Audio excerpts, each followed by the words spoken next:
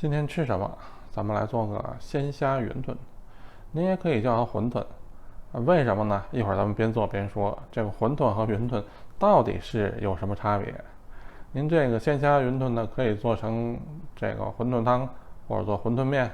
您可以一次做多一点，然后把它放到冰箱里冷冻起来，吃的时候拿出来就非常方便。尤其您吃个早点给孩子做个云吞面，我家小朋友就非常喜欢吃。咱们还是边做边聊。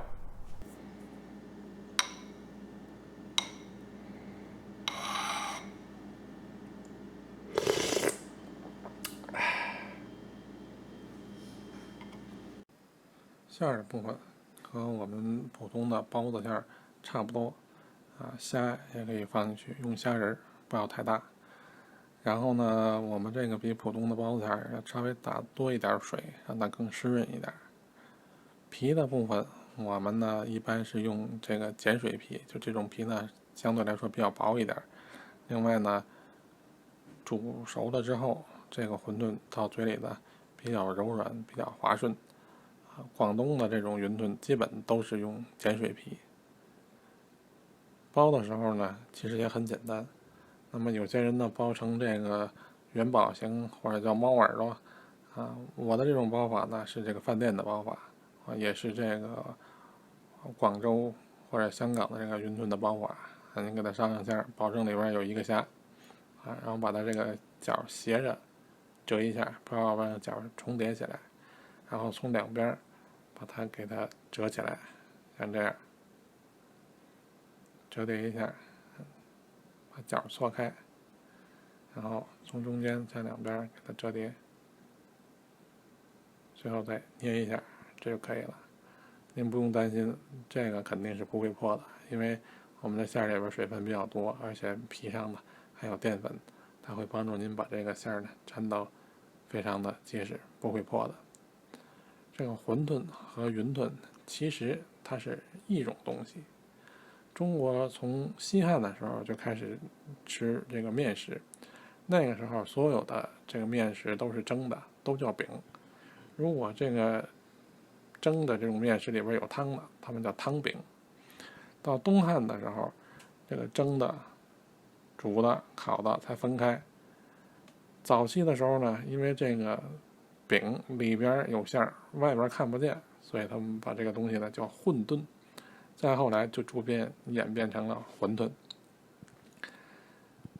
到宋元时期，这个馒头、包子、饺子，它基本都分开了另外呢，这个饺子和馄饨也分开了，以前是不分的。但是宋元时期这个饺子，那个饺字可不是现在这个字，是那三角形的那个饺。到明朝的时候才用现在这个饺子的饺。馄饨这个字一直是沿用下来的中国的这个各地都叫馄饨。那么云吞怎么来的呢？广东人把这个叫云吞，实际上您看英文里边这馄饨它叫 wonton， 就是广东话里边馄饨，听起来就像云吞。那么在香港他们这个汉字就把这个馄饨写成云吞这两个字。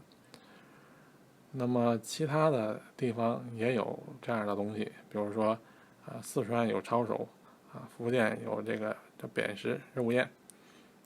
那么中国的大部分地区还一直都沿用馄饨的这个叫法，但北方地区尤其是这样。但是呢，到了60、70年代的时候，由于生活的相对比较困苦，那么馄饨的馅越来越少了。到80年代，有一些这个私营的这个早点店，他把这个馅扩大，为了区别于那个小馅的那种，他就把这个叫云吞。汤的方面呢，我们用的是鸡汤。配料呢，您可以放这个虾皮、菜、冬菜打入一个蛋，水开之后下入云吞，打入一个蛋这就可以了。云吞是非常好熟的。然后出锅之前，您淋上少许的香油，装碗，撒上香菜，您这个鲜虾云吞就做好了。